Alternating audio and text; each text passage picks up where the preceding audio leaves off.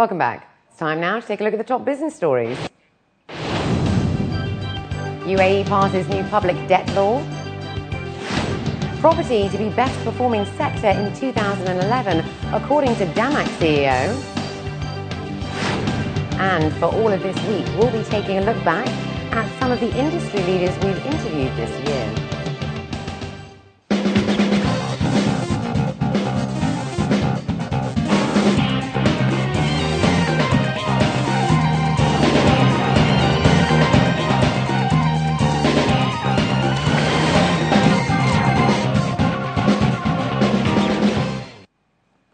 The GCC markets closed mixed this Tuesday, while the UAE bourses ended higher.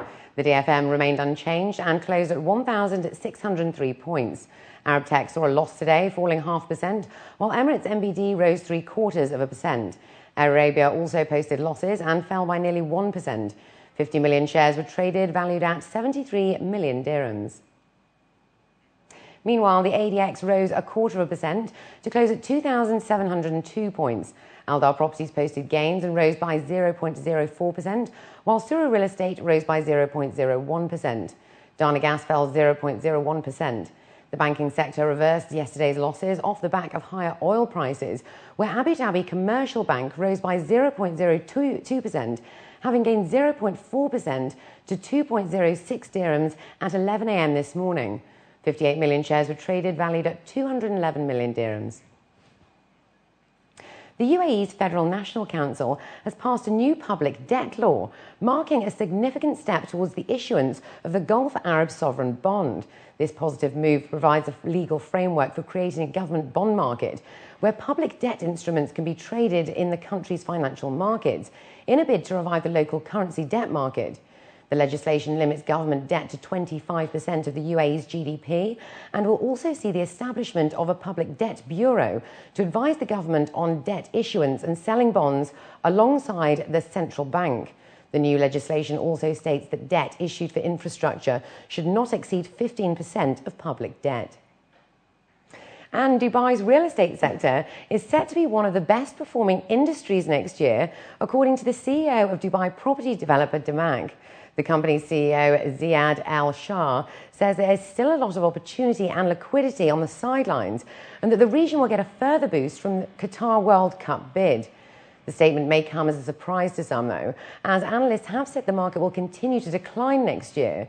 A recent report from Credit Suisse also indicated high hopes for the sector, as the company forecast the market to gain momentum next year off the back of improving domestic, economic and financial conditions.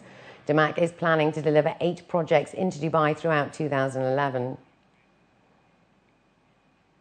Now, a lack of financing is a main issue for the development of small businesses in the region, as big banks focus on loans for larger corporations.